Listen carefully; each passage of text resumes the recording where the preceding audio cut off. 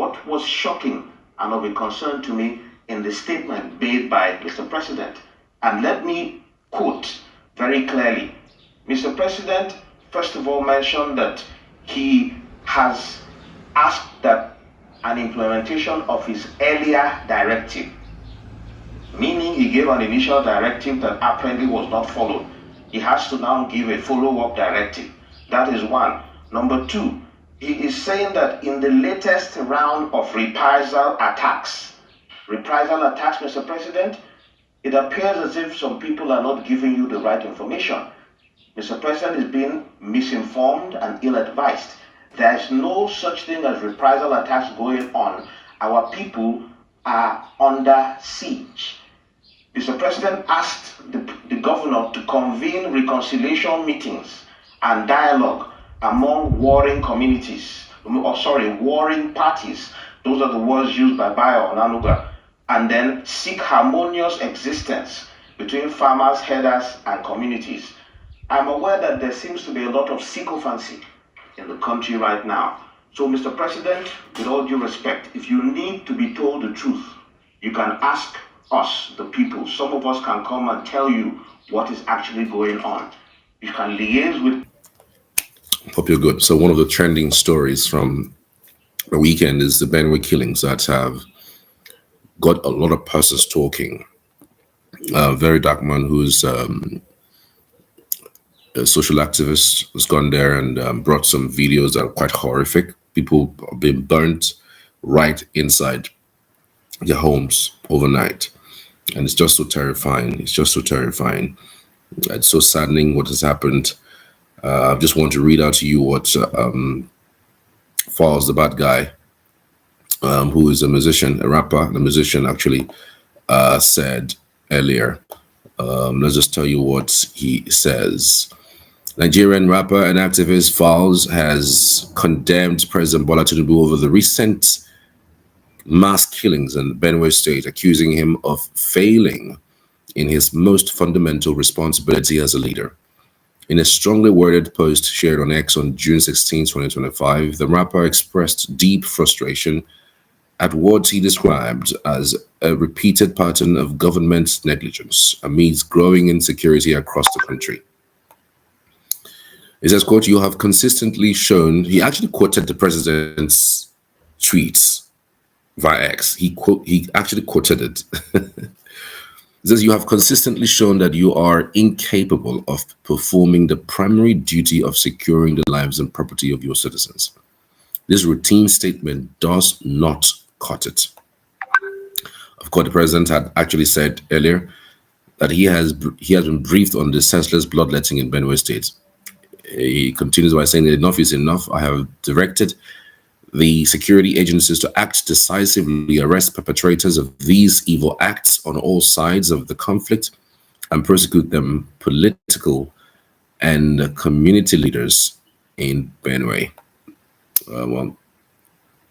False comments come in the wake of public outrage over the massacre of more than 200 people in parts of Benue State. The killings, which have been linked to the suspected herdsmen attacks, have drawn widespread condemnation from Nigerians and prominent voices in entertainment.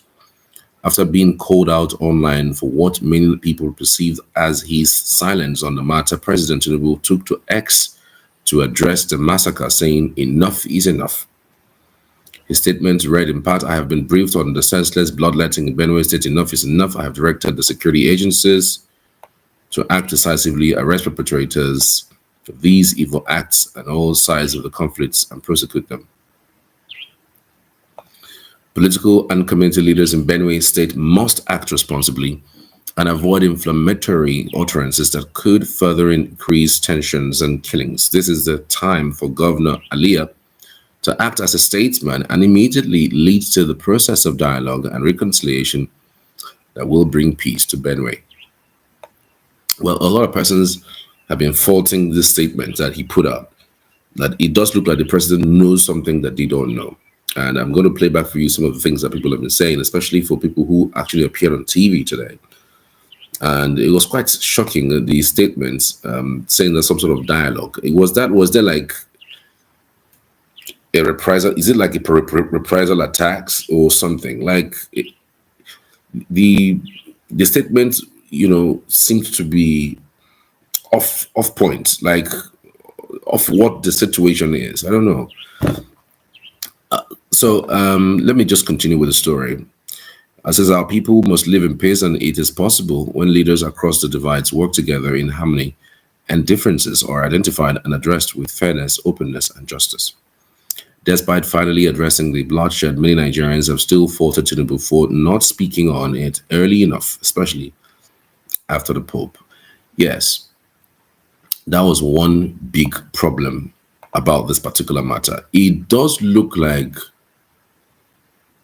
the media people or the media guys within the presidency, it does look like they were sleeping on this particular matter. They were not sure whether to go on with it or whether to release a statement, because the statement will be almost the same thing that they released a day or 2 years or 2 days or 2 weeks ago. So they were not really sure. When the Pope, in fact, I heard the story. I knew about the story because the Pope had said it on Sunday morning. That is how bad it is. So basically, our president, the president of this country, no matter where he is, I don't even care if he's in the country or not. I mean, because he has briefing from all over the world. So the president did not know that something of this magnitude happened within his country, and never sent a condolence message until the Pope sent in a message. I that is the height. If there's anything called incompetence, that is the height of incompetence for anybody. It's unheard of. It took a Pope that is in Italy to say a word before we started thinking about that, before we started thinking about addressing issues within our territory. I think the government has to wake up. It has to wake up. Anyway, there is also an update regarding that. President Bola Tinubu has rescheduled his official visit to Kaduna State. Instead, he will travel to Benue State on Wednesday, June 18th, 2025, as part of renewed efforts to foster peace and address the persistent conflicts affecting communities in the state. Special advisor to the President on Information and Strategy, Bayon Anuga, revealed this in a statement he signed on Monday. The President's visit aims to assess firsthand the recurring crisis that has claimed numerous lives and caused significant destruction, Anuga stated. According to him, Tinubu was scheduled to visit Kaduna State on Wednesday to commission various state government projects. However, the official visit will now occur on Thursday, June 19th, 2025. During his stay, Tinubu will meet with all stakeholders, including traditional rulers, political, religious community leaders, and youth groups, to seek lasting solutions to the hostilities. In preparation for the visit, President Tinubu has already dispatched the Secretary to the Government of the Federation, the Inspector General of Police, heads of intelligence agencies, the National Security Advisor, and the Chairman of the Senate and House Defense Committees to Benue State. The President is expected to hold a town hall meeting with all stakeholders during the visit. The statement reads, Tinubu has previously condemned the ongoing violence in Benue State and called on all leaders and residents to embrace peace, love, and mutual understanding. He extended his heartfelt condolences to the families of the victims and to all those who have suffered losses as a result of the crisis. And so it goes. So it's a good thing that he has finally decided to go, because of the whole lot of persons who have been saying that he should have visited. Killings happened 1 month ago, 3 weeks ago. He just released a statement and then it ends there. I think sometime ago, sometime in June, he had to send, the army chief to go there and stay. And then I think after a few days, he left and came back. And so there's no direction as to the solutions that can be adduced to solving the problem. And so this hopefully would give some sort of coloration as to what exactly that the government is doing in solving the menace. So we don't call it what it is not. Let's say it's a farmers' headers clash, but some have said it is not the farmers' headers clash. It is more than that. It might just be ethnic cleansing. It might be people trying to grab land, and the only way they could do that is to sack people out of their localities. And even the painful part is that people who were even massacred and killed. Look at the houses. The houses are thatched houses, houses that are nothing. They're like mud houses. It's painful to see those kinds of things happen in a country where the people who were even attacked left their own ancestral homes because they were chased away by these same bandits or terrorists, like you call them. A whole lot of persons have started saying that they should declare armed terrorists, armed headsmen, terrorist organization, proscribe them, possibly. Because I don't see a reason why someone who is wearing a car will be carrying AK-47. I don't understand it. Why would he be carrying AK-47? And this thing that's going on, I hope we don't get to a point where people will start banning these guys from moving around, or banning them completely not to enter this country again, because this is how it starts. This is how it starts. And I really don't like how the government has actually responded to these issues. I really don't like it. I don't know. There's a way we will respond to this issue that it shows that we are decisive about this matter. But I think, by and large, it is important that we address this issue from the premise of the knowledge of what's going on there, because it seems as if that the president may have been deceived, or he may have been thinking it's a clash between two communities or two warring communities, because I really don't know where the statement about two warring communities that Aliyah should stand up and go and solve the matter. I'm thinking this is beyond just the state government. It might be a militia hired by international community or people out there to cause mayhem. It's possible. So I think that these things must be checked and nipped in the bud immediately before anything sinister happens. There's also another conversation that I was watching on TV this morning, and it struck me that this thing might be actually true. That the statement he released does not show he knows what's going on in Benue State as of today. The statement does not show that he knows exactly what's going on. That if for anything, whoever that is briefing him about what's going on is giving him a wrong information, and that from that premise, that's why the statement is being released. And of course, the president doesn't write his statements; it has his PR guys who write his statement. So it's possible that if his communications person and PR person does not know, then imagine how the president will know what's going on. So there are solutions that have been preferred. Some people say we should arm people who are in those areas, who are affected by those areas. Some people say, we should create vigilante, forest guards. Several things have been mounted. But there's one particular conversation that I came across on Arise this morning. I thought I should share with you people. They are quite an interesting conversation relating to Benue State. I'm sure that there as well we could also get some things that we could use to chart a course towards resolving the matter completely. I think you would enjoy it, and I hope you enjoy it when you do. For those who will be watching this on live, you could tune into my videos, and you will see the complete version of this broadcast, because I'm going to add a few other things to this broadcast that would make it a lot more better than what I was actually saying earlier. I want to appreciate you all for watching. See you on the next one. Take care.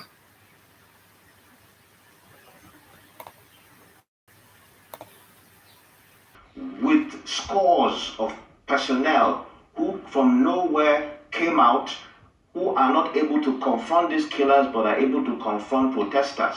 We saw helicopters hovering over protesters, helicopters that we did not see go to Yelwata and intercept the people. So we are concerned about what is happening.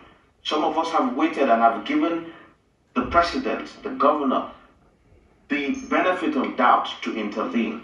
But after 2 years, we cannot keep quiet anymore, including those who were declared as representatives of the people.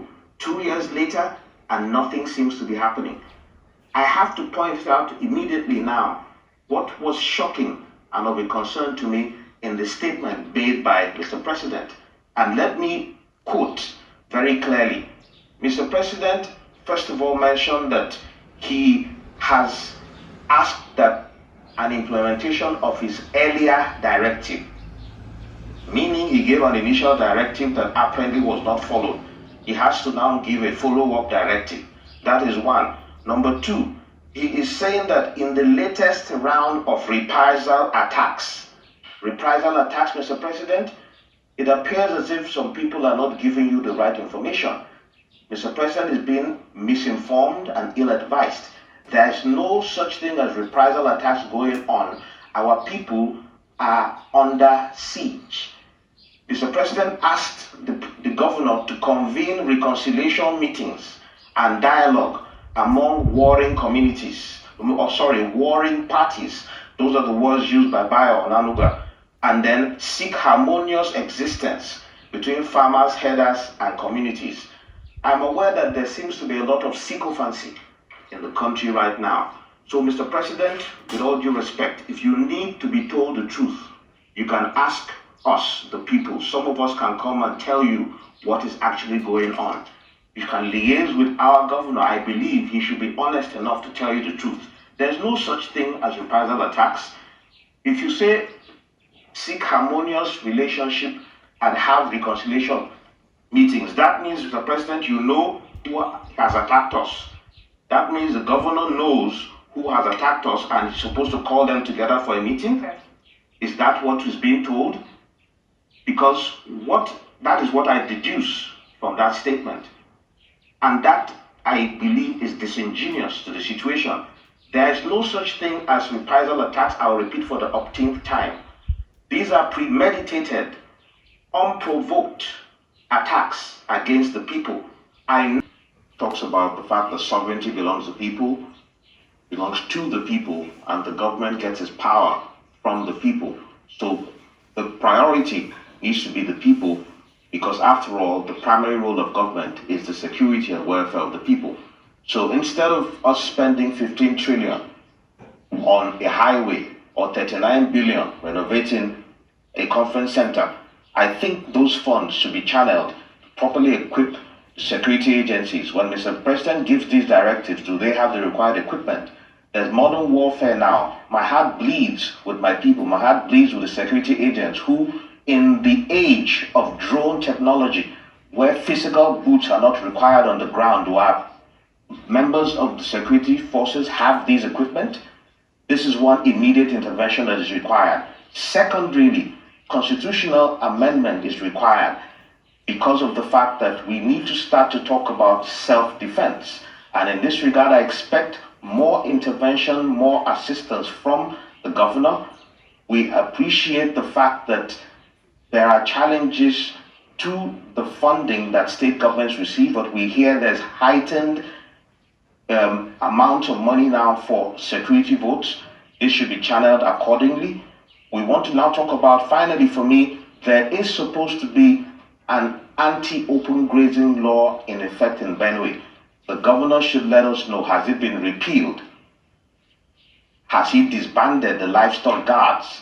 If it has not been repealed, then he should let us know what challenges he has, because section 2154 of the Constitution gives the governor the power to instruct the commissioner of police. If he doesn't respond, then these are things he should raise with the president when he meets him as well.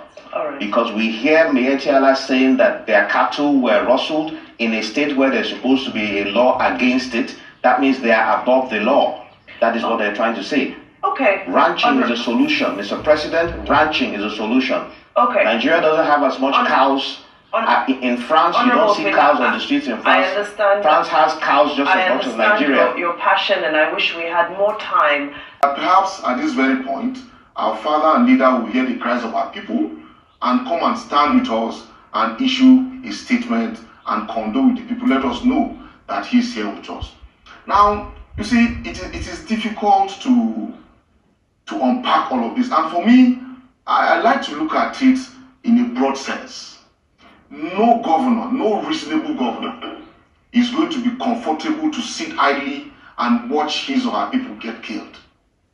We've seen this happen from Gabriel Swan, when he was governor, to Dr. Otom, and now to the present governor, Hyacinth Alia.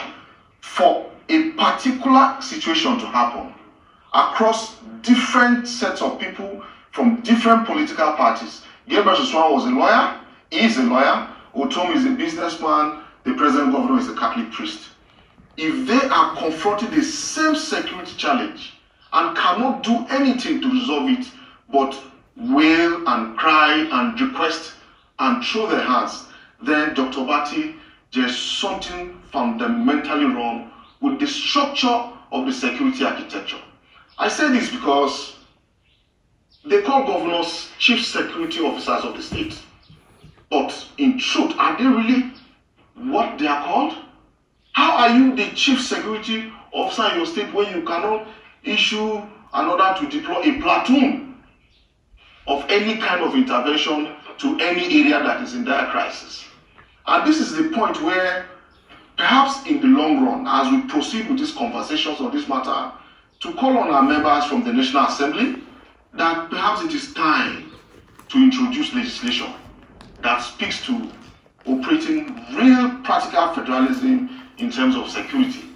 And I'm talking about state policing. Okay. It will not be today, okay, but it's a conversation can be started down the road, sir. Okay, I get your point.